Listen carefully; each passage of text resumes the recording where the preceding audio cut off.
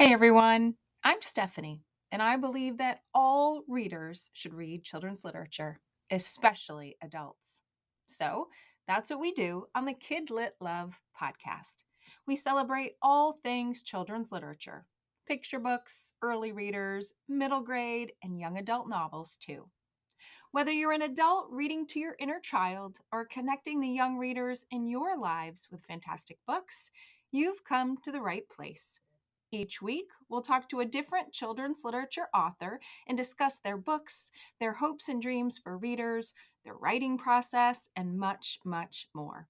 So grab a notebook to build your TBR and let's get to today's episode of Kid Lit Love. Hey everyone, welcome back to another episode of the KidLit Love podcast. I'm Stephanie Affinito, your KidLit loving host, inviting you back to another bookish conversation with a children's literature author. Today I'm talking with Maria Scriven. Maria is the New York Times best-selling author and award-winning syndicated cartoonist behind the middle grade graphic novel series Nat Enough. This series tackles the growing pains of girlhood and adolescence with humor and heart, encouraging readers to be their authentic selves. She's here today to talk about the sixth book in the series, Nat a Chance, where Nat doesn't think she's an athlete, but could that just be a story she's telling herself? There's so much here for every reader, both young and old, and I can't wait to dive into it with Maria. So let's just get right to it. Maria, welcome to KidLit Love. I am so glad Thank you're you. here today. I am too. Thank you so much. I have loved being in yours and Nat's world. And I'm just so grateful Great. that I get to pick your brain about it and talk to you more Yeah. about it and share how it has impacted me as an adult reader. Um, beyond what I know will happen with the younger readers who read it. But before we get to that book and the series, I do want to rewind a bit and ask you to hmm go back closer to the beginning and tell us a little bit about you, your journey through comics, through children's literature, and how you've arrived here today.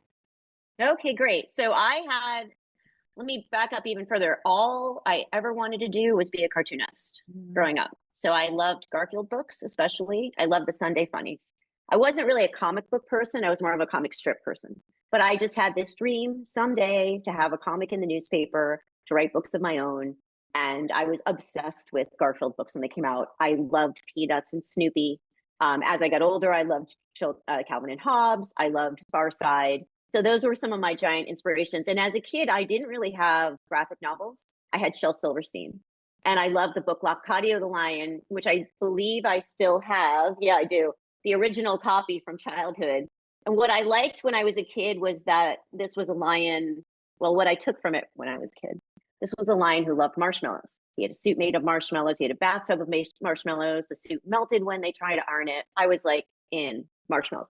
But what I discovered was this was also a book about being more of who you are, which is the same theme as the Nat series. So I took a windy path. I went to a liberal arts college with a fine arts major, and I'm really grateful for my fine arts background. And then ended up kind of tripping and falling into graphic design and had a graphic design business for many years until I guess it was 2008 where I just said, I can't not be a cartoonist anymore. I have to do this. I don't have a choice. I have to do this. So I started out submitting to magazines. And I think the tipping point, I had submitted a bunch of stuff to Parade magazine, who I don't even think is publishing cartoons anymore. But at the time, we're paying really well. And they bought like 30 of my cartoons right out of the gate. And I was like, maybe this can work. And then I sent stuff to Mad magazine. I was published there. And so then I kept getting published in magazines. And then I kept having this stack of comics that eventually got picked up by a syndicate. So in 2013, the comic got syndicated, and I had it in newspapers for the last 10 years. I recently retired it from newspapers, and I do it online a few days a week because I've got more stories to tell and more books to write. And the daily deadline, along with the book deadline, would not allow me to do yet another series in addition to the Nat series. So yeah, I love it. I love it, and I'm so grateful and thrilled that I get to write and draw every day and know, like, this is what I knew I had to do. Yeah. And I love it. So I'm so thrilled. So that's the big arc. And it took a long time. And when I go do school visits, I tell kids that I had self-published a book in 2008 and then got a book agent and kept coming up with picture book ideas. All they got rejected. I didn't get the Nat contract until 2018. So if someone said it's going to happen, you just have to wait a decade, I would have quit because I would have been like, oh no, there's no way. Right now, 10 years goes by somehow in a blink. But Right. the point of it was like getting published is the icing on the cake. I wanted to write and draw and tell these stories no matter what happened. I had to write at, these things. So I just kept coming up with new stuff and just kept going. I just kept going. And Nat actually started out as just vignettes from childhood. I was just sort of writing down silly stories and looking at them through the lens of humor. And I really thought that it was going to be more of like a chapter book with spot illustrations, more of like kind of like a wimpy kid thing Mhm. layout. And then I heard a graphic novelist speak, and I'm like, of course, this has to be a graphic novel. Cartooning, I'm a visual learner, communicator. That has always been my fallback. So I knew it had to be that way. And what's funny about that, back in school, for guidance counselors, people who were trying to help me with air quotes, would say, oh, you need something to fall back on with art, right? Cartooning was my fallback. If there was a chance for me to do an assignment as a cartoon, I would do it as a cartoon. If there was like, oh, let's do a creative assignment, it can be a diorama, haiku. I did a comic because I knew I'd get an A. So like it was my fallback. It was my way to communicate. I know I communicate best with comics. So there's a long story of kind of how it all happened. I love long stories. I love the backstory. But what I've loved that you've said a couple of times is I had to. I had Right. to. I had to. I had to. Like it was part of you and it just Mm-hmm. had to be what happened. No matter how many years it took you to get to that point, it had to be Right. there. And then it looks like from my end, since then, 10 years of the process, but it's you just honoring that in you and just Mm-hmm. putting it out there and putting it out there and putting it out there. And what a great message for all of us, young, old, Mm-hmm. kids, adults, that there's, I found, especially as I get older, there is something in all of us that says you have to. Mm-hmm. Just we don't always listen to that have Mm-hmm. to. And so I'm Absolutely. I'm so inspired by you saying, yeah, I had to. And then look what Yeah. happened from that. Yeah, it's been so 6 books in 5 years.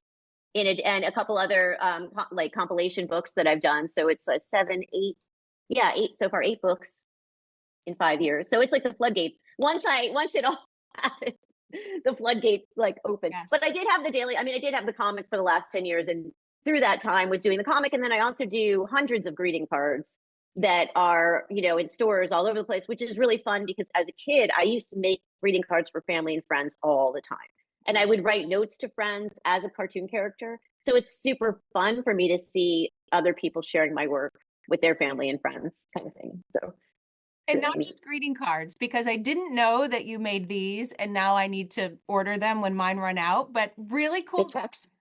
really cool checks. Yeah. Awesome.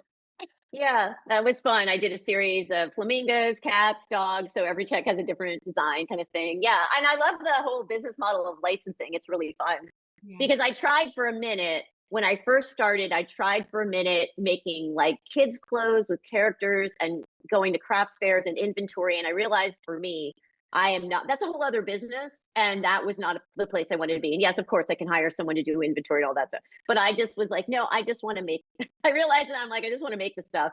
I don't want to be responsible for, yeah, the rest of the process. So how did the series actually come to be? You mentioned kind of having these stories in your notebook, Mm-hmm. thinking about things that have happened to you. How was Nat born?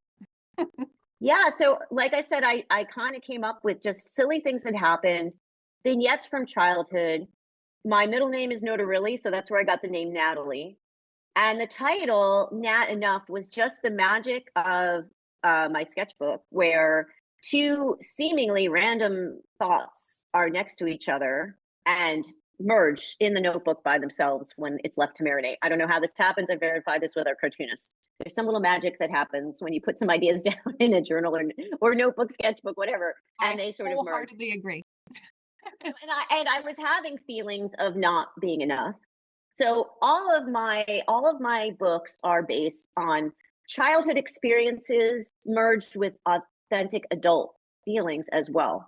Yeah. So I think those thoughts all kind of swirled together in a book, and that's where I started out with the Nat not, pun, which is endless. There are so many phrases with the word not in them, and from the series you can see, but especially things like in the book, the fourth book in the series, Nat for Nothing, that's Nat working through self-doubt. And I was personally going through a lot of self-doubt. And funny enough, that book was the hardest book to write. I rewrote it endlessly.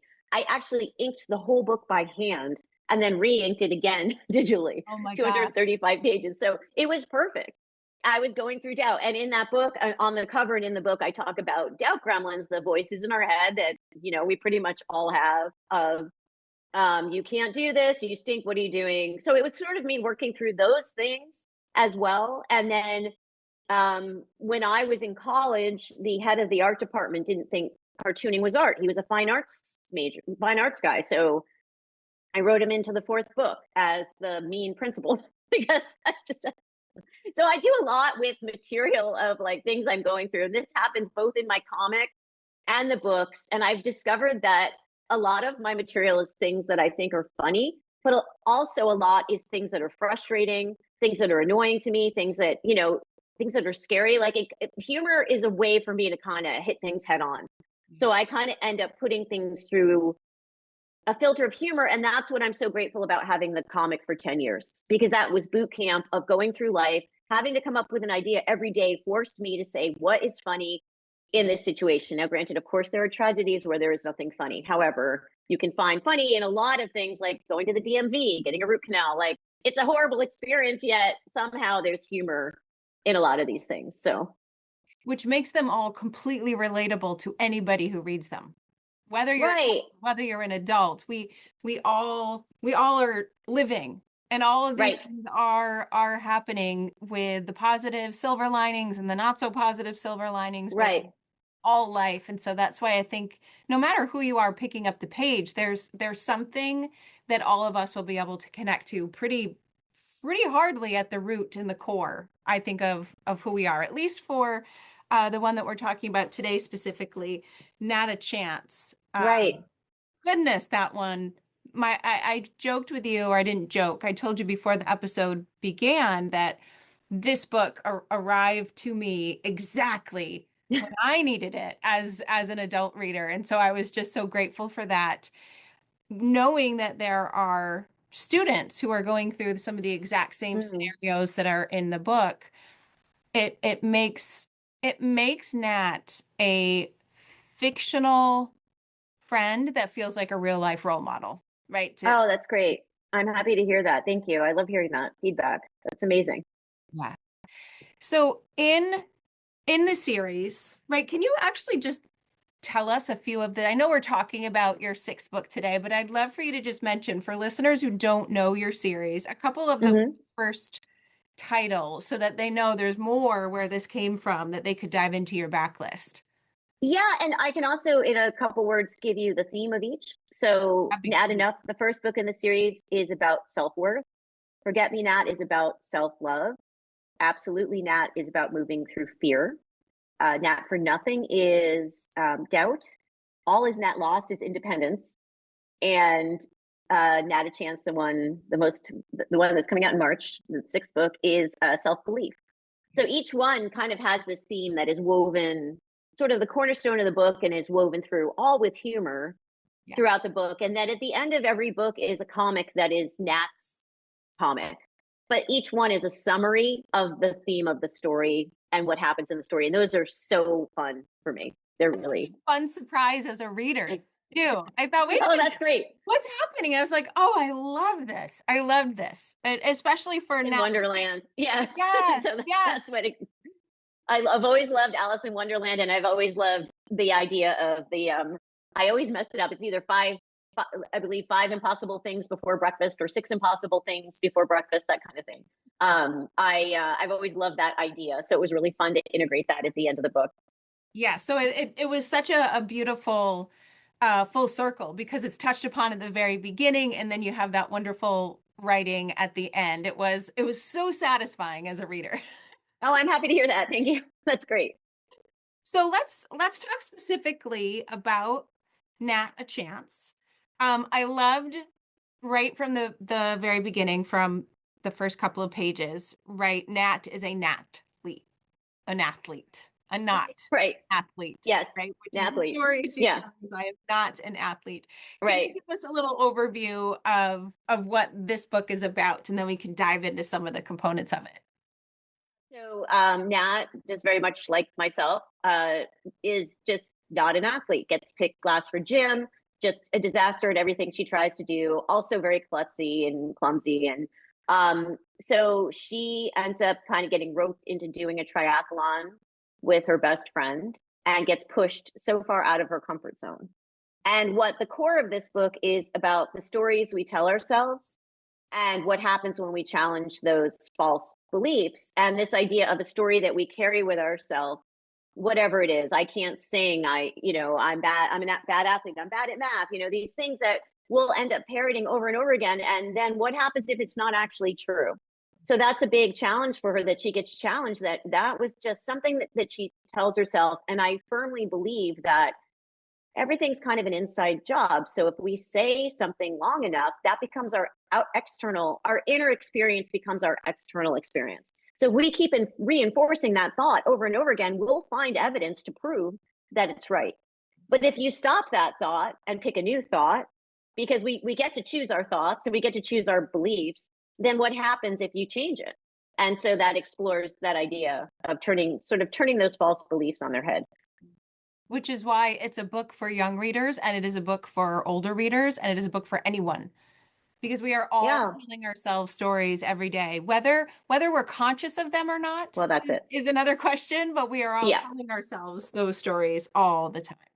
I've been doing a lot of research into the subconscious mind and how many how many scripts are running in the background Yeah. that we are unaware of, that we can start to create awareness. And in all the books in the Nat series, these, like I said, these are childhood stories. Nat is based on my childhood self, but she took on a life of her own. And I always say she's one of my greatest teachers. But there's so many adult themes of things that I'm going through now that end up in the books. And just like Nat, I did not think I was an athlete. All the way through high school, I joined the soccer team, but I didn't want to run the mile warm up. I was just like, I can't do this. And for me, it was college. I had the best possible peer pressure. A bunch of friends kind of wrote me into joining the crew team with them for rowing, and it was incredibly difficult. So I couldn't run a mile, and then we were being timed to run 6 miles under an hour. This was like such a leap of faith, and created a lifelong love of athletics for me. And now running and cycling are still huge parts of my life. I joined a running group that at one point that people were doing marathons and triathlons, and I thought, well, that maybe I can do that too. And what I love about things that are seemingly impossible, for me, that was an Ironman triathlon, two of them. I managed to make it through somehow, but now I don't even know how. But when you do one impossible things, other things seem possible too. So that's another theme, and that's the theme that I was mentioning about Alice in Wonderland. Like, also opening your mind to what is really possible, like what are we calling possible and not possible, and all that. And right now I'm part of this amazing trail running group that they're out there several days a week, and both days on the weekends, and it's this incredible community, and I'm so inspired by that group.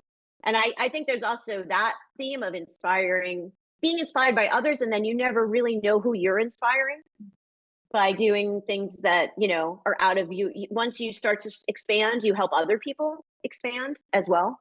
Yeah. So yeah, it's a lot of my own personality in these books, but it's not all necessarily from Nat's age. And I also am constantly surprised by the books. I really feel like a channel for these books. They're coming in, I'm putting them down, and I laugh at things, not because I'm like, oh, I'm so funny. I just don't know where they come from. Yeah. Especially the character Flo. She delights and surprises me every time she shows up on the page. I have no idea where she comes from, but she says these funny, wise nuggets, and I just adore her. But it's a surprise to me as well. So You're just open to where the story can go. And Yeah. probably, as you've said, perhaps what you need to learn still in the process too. Oh, yeah, for sure. Oh, absolutely. Definitely. One thing I did, as I mentioned to you earlier, after I read this book, because that idea of stories Mm, is so prevalent of what story was Nat telling herself. And of course, as a reader, I was thinking, well, what stories am I telling hmm. myself? Really related to Nat, I told myself that same story growing up. I'm an athlete. I think I barely made it by the skin of my teeth through my fifth grade softball league, just because I, you know, didn't want to embarrass myself too much on the field. So I have that same story, but as an adult, I tell myself stories all day long. And so after your book, I went to my notebook, which is my free therapy. Hmm. just I just write and I realized I tell myself all sorts of things. I don't have time for this. I'm not good enough at this. I'm not creative. I couldn't do that. And I was so shocked by just seeing Nat acknowledge her story and seeing her do something about rewriting the story is just so inspiring to get readers to think about, what am I telling myself? And does that help me? Does it hurt Right. me? What does that mean? It's Right. such a prompt. I think the book is such a catalyst for self-reflection, especially Oh, if that's you're an great. adult, Hmm. as well, to just really think about the thoughts we have and how they impact the way we think about ourselves, and then therefore the way Hmm. just so. Yeah, I agree. Yeah, I love that you used it as a catalyst for your own writing. That Yeah. makes me really happy to hear that. And I found that even in writing it, what that, I was starting with that one story, but I realized I also have a collection of stories like, on a daily basis of what, what's possible, what's not possible. That's just stuff I've been carrying around for years. So you get sort of get used to it. You forget that, oh yeah, I can change that thought. I Yeah. don't have to believe that thought. It's a thought. You don't have to believe every thought that you have. So, yeah, what happens when you challenge that? Yeah. And you do say more about that in the afterword of the book, where you're Hmm. speaking directly to the reader. Is it okay if I read a couple of sentences of something that you said there about stories? Sure, I can't even remember what I said, so I'm curious. Well, it was so powerful for me, and this is Good. what sent me to my notebook, quite frankly. You said this, and it's an excerpt of a larger piece. When we say things about ourselves often enough, they go from being a thought to a belief, and a belief to a reality. But I can tell myself a better story. And once I crumple the old scripts of what's not possible, I open the door to even more seemingly impossible things. Oh, yeah, I don't. Yeah, I now I remember I was working with a crumple the script that that for a while. But yeah, that's what I think that's something I'm really trying to learn right now too. Is this idea that we don't have to hang on to Mhm. every thought and every belief that we have. We can challenge those Yeah. and things change. And I really, as I already mentioned, that idea of impossible things, that I mean, nothing trained me more for doing graphic novels than training for an Ironman triathlon, because it was head down discipline, even when you were tired, even when you didn't feel like it. And this idea of taking this massive goal and breaking it down into small sections. So that trained me to say, okay, I've got this much time. I need to do this much work on each day. So I think the mental training was so much more powerful for me than the physical training, which is really neat. So that was such a strong part of the story, literally the stories we tell ourselves. But there's more inside of the book. There is bullying. There Yes. is a conversation about climate change. There's more for readers than they might, first expect listening to us talk about this Right. storied element. So I'd love for you to say more about some of those other pieces. You mentioned that, being the last person to get called for the gym Mm-hmm. team, raising my Yep. hand for that one, and Mm-hmm. which leads to bullying, which would, with some characters, even leaving a team because of the Mm-hmm. hardship inside. So I'd love for you to talk about some of the other pieces that you've woven in so well in the book.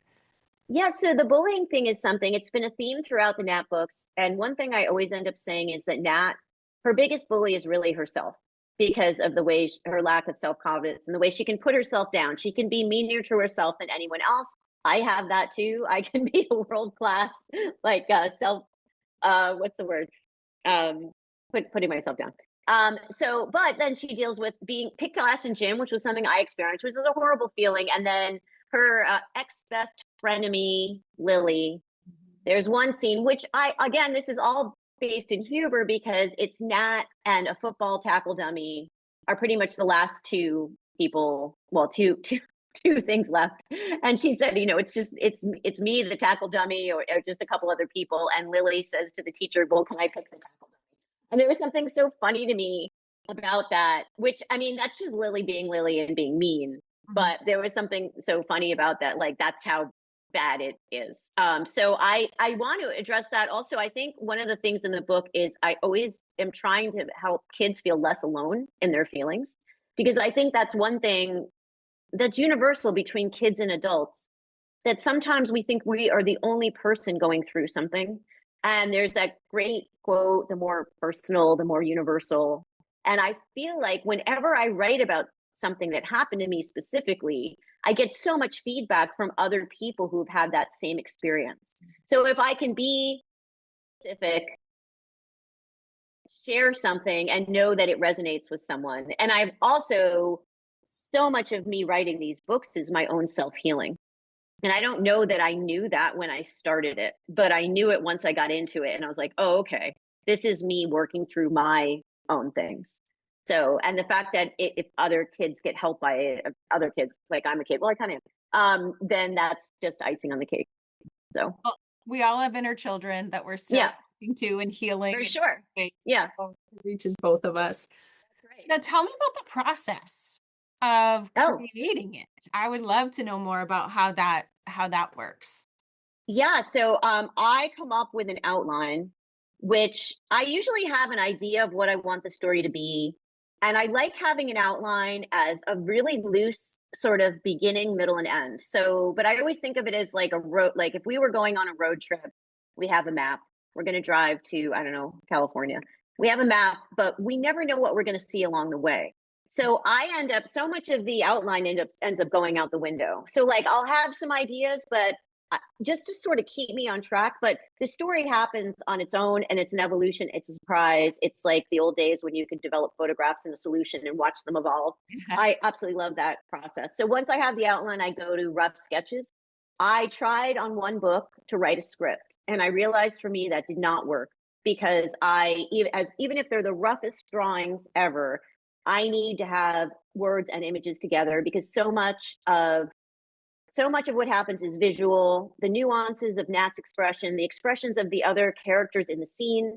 And that's one thing I love about graphic novels, is you have so many layers of depth. And so much of my humor is in the visual and body language, and just the way they're moving the scenes. So I end up doing I rough out the entire book in pencil, go back and forth with my editors. Once we have done many, many revisions, then I go to inks, and then finally to color. The first two books were drawn with hand in ink, and painted in watercolor. And then by the third book, I moved to digital color and digital inking. It just was more efficient for the books and the characters. But I love traditional media. I love watercolor. And no matter what, I start out on paper. So I rough out the books, pencil and paper. It takes me more time to sketch it out and scan it. I've tried roughing it out on the iPad, and for me, there's just some magic that happens with actual paper, actual pencil. I love the smell of a sharpened pencil. I love the tactile feel. So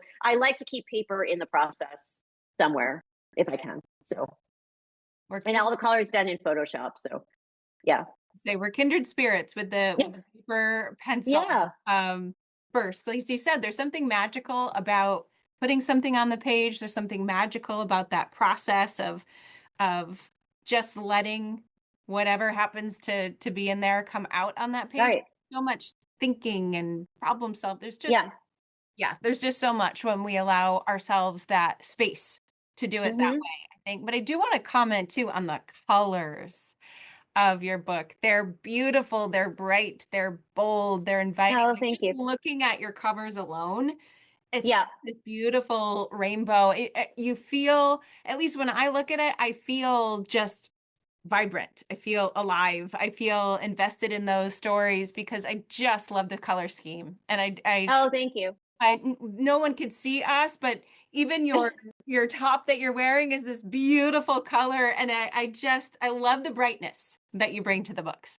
Oh, thank you. And a lot of people have commented on my color, like my color palette moves through my entire life. I have a couch the same color as the pink apple. My clothes, like I'm always drawn to vibrant colors. So that is just my, my whole life is sort of that palette.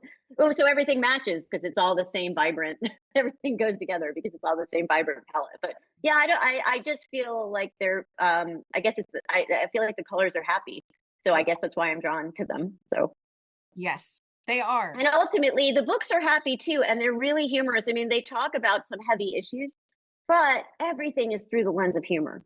So even, not that there's anything funny about getting bullied, there is not. But I try and bring humor to sort of diffuse these heavy feelings. Mhm. And I think for me, it's how I'm healing my old experiences. My experiences of being bullied, I get to put now through the lens of humor and make them funny for me to heal those things so I can move on from them. So, Right. And I keep thinking of, I encountered Nat a chance as an adult thinking about my stories. But I thought, mhm, imagine if my middle grade self did get to read a book like this and realize X number of years earlier that in fact they are stories and I get right, to rewrite them. I get to change them. Who knows, right? right. Where I could have ended up. So I feel like it's such a gift to the young readers that find these because they're just getting a chance to think about themselves differently because of the pain. Yeah. And I think part of it too was these are the books I wish I had growing up. I think it's a lot of it is a letter to my younger self. This is what I would wish you had known at the time. You are enough. That in the, Flo comes up and points out that the most important relationship we have is with ourselves.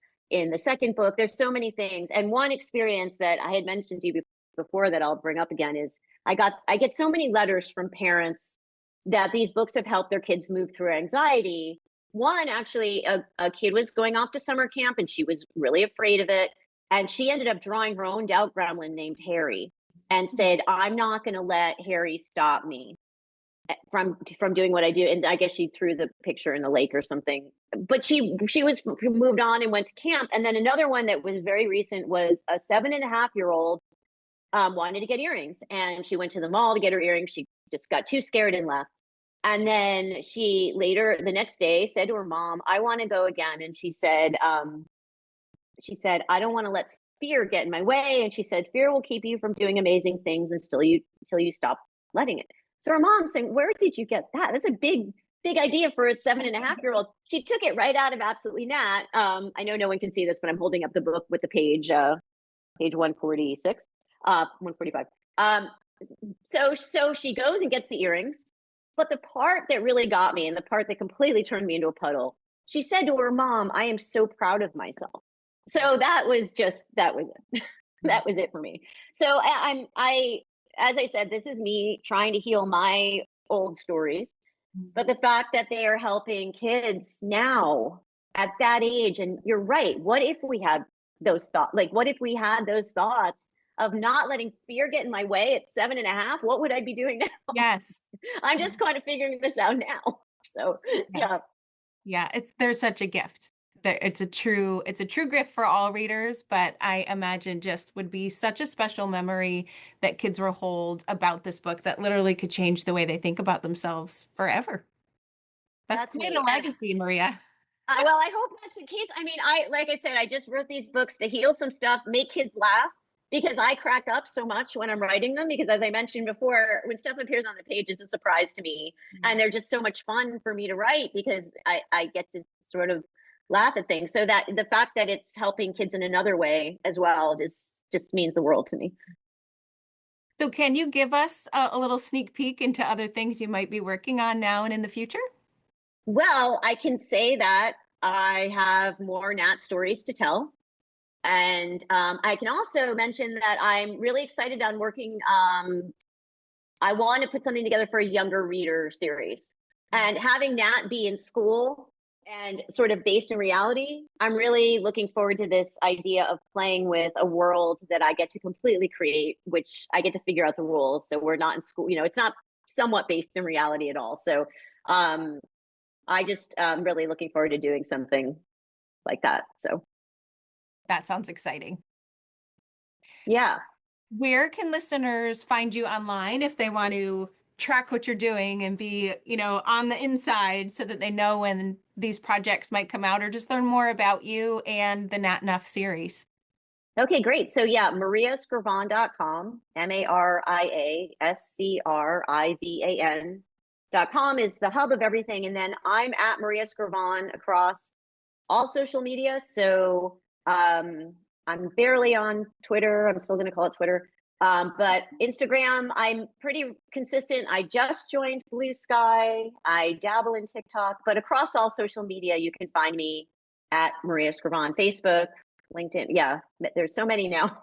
But yeah, and then I have a newsletter on my website, and then I do speaking author visits. So there's information about that on my website as well.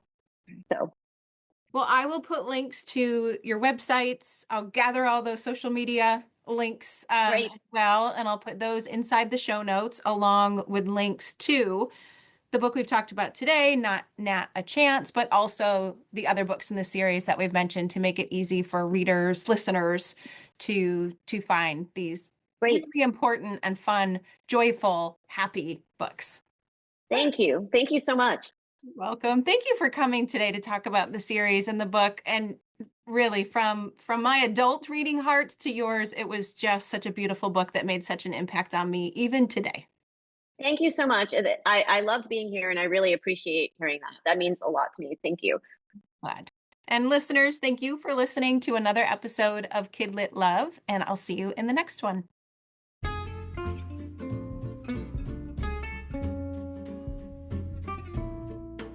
Thanks for listening to today's episode of the KidLit Love podcast. You'll find links to all the books, resources, and ideas mentioned in the show notes at alitlife.com. And if you want more, you might like to listen to my other podcast called Get Literate. It's a podcast that explores all things books and reading, notebooks and writing, and everything in between to build a life you love. One more thing. If you love what you listened to today, please take a moment to rate and review the podcast, or take a screenshot of the episode and text it to a bookish friend. This helps the podcast grow and builds our bookish community of KidLit Love. Thanks for listening.